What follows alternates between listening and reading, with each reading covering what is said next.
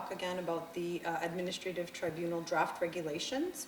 Hopefully most of the community is aware that those draft regulations have been posted now for quite a few weeks. I think it was February 10th they were originally posted.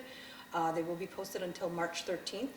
We're looking for feedback from the community on any concerns or input that they have for that.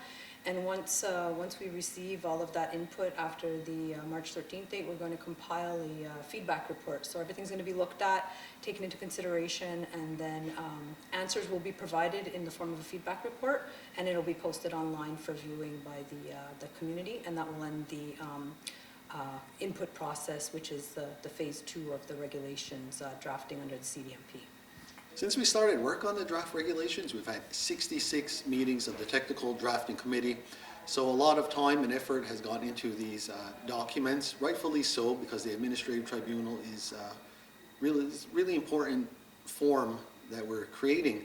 And a part of why it took so long is that we want to make sure that the language in the regulations is as accessible and as understandable as possible to community members. Sometimes there's still a little bit of legalese in it, certain terms we can't get away from, but we want to make it accessible and understandable, so we approached it with that in mind.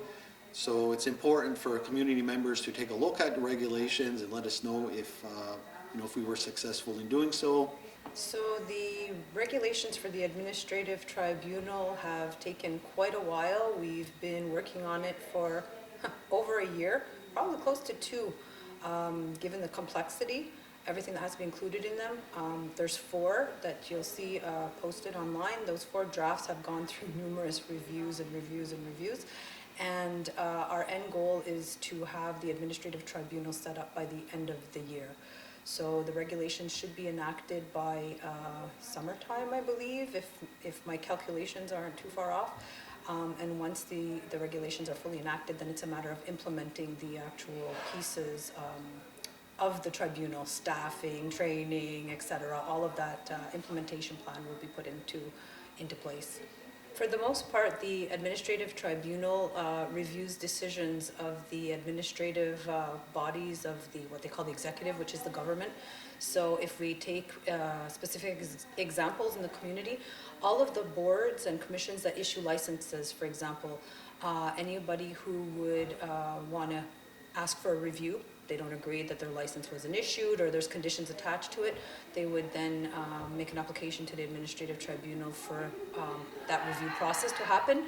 It can also be in the case of the Ganyakahaga of Ganawage law or the residency law. Any of the decisions made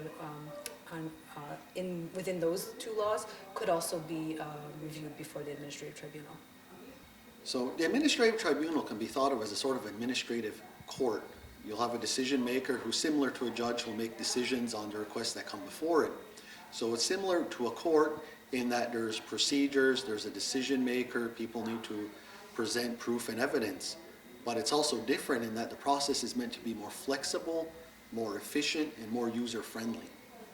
There was some questions with my colleagues as to, why is this taking so long for the tribunal? Because it's mentioned every weekly basis that, I'm in these meetings for the drafting.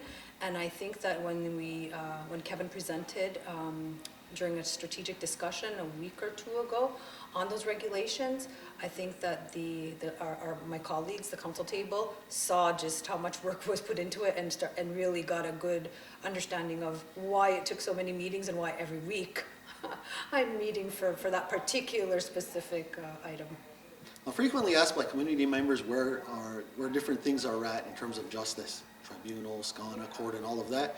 And for the last several years, I've been saying there's a lot of work going on, but it's usually behind the scenes work, research, development, meetings, and all that. And now we're starting to see the outcome of all that work.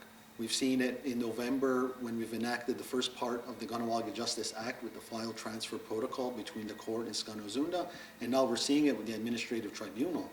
So all that behind the scenes work are now coming to the forefront, and I'm very pleased to share it with the community.